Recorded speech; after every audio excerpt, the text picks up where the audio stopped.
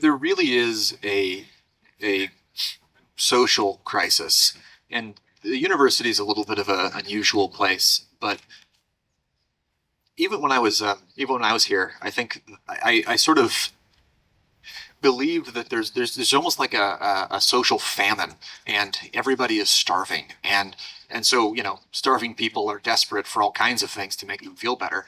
But I think that all of us are going to have to figure out how to reverse this course, and that even small things of having we would have brunches. I would do brunches on Sundays after church, and we'd just get together and talk. And sometimes it was 3 people, sometimes it was 10 people, but it was an anchor in the week, and it was a place that people can go, and that just spending time and energy and money on, like, we've got to reconstitute society. We can't just be atomized individuals for the rest of time, moved around by the whims of corporations, which is the present state of things.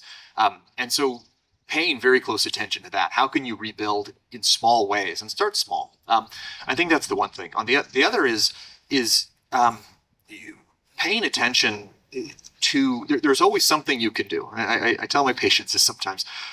There's always something you could do to make yourself feel just a little bit less miserable. It's not always the case that you could be happy in any particular moment, but there's some part of your thought pattern, some part of your behavior, something you're doing that's not perfect, and you could do better. Now, and even with severe depression, like, even in severe depression, sometimes it's like, okay, maybe you can't go for a run, but you could probably sit up out of bed and walk to the mailbox. Maybe you can. I've met people who can. That's sometimes not the case, but like most of the time, they can. And so think about, within your capacity, what is something you could do to make a small change, and then have those changes build upon each other. To go as far as human effort can go. And I'd say the third thing is, and that even goes for thought patterns. I think that's another thing that seems to be really on the rise. Is just this almost omnipresent negative self-talk or negative self-opinion, and just starting to fight that. And I remember when I was in medical school, the very first part of the third year, you start to go into the hospital, and all that book knowledge gets put to good use when you perfectly remember all of that stuff in the moment when you're on the spot with your attending asking you the hard questions. But I choked. I really did not do well on my internal medicine rotation. I remember, and I was choking hard. It was like, I might not pass this rotation. And the great thing is about pass fail is that, it's all pass. You have to worry about A's, B's, C's. But like, the bad thing about pass fail is that, you might not pass. And so I really started to literally like trembling when I was giving my presentations, and thinking, oh man, I'm so stupid. They must have made a mistake in admissions. Like, how could I go this far and fail? I got all this debt, and I'm going to be able to pay it back. I mean, it really started to cycle. But then realizing, okay, I got to redirect that. What is actually true about the situation? Well, am I worthless? No, I'm loved by God. I am a child of God. So even if I am a bad medical student, I'm still valuable.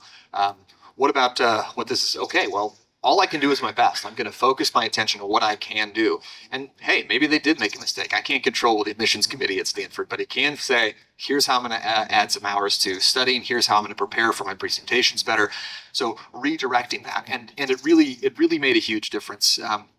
But that is a process. That is a pathway of, anytime you're in that situation or situations like that, what is true? What do you know? And then I think lastly is realizing that and this is sort of the limit of Aristotelian happiness. Like, you can work really hard, and that's kind of the basis of, like, yeah, you can work really hard, but then disaster can strike. You might not actually be successful. Really bad things might happen, and yeah, well, you're stuck. You're not going to be happy then. That's just not flourishing.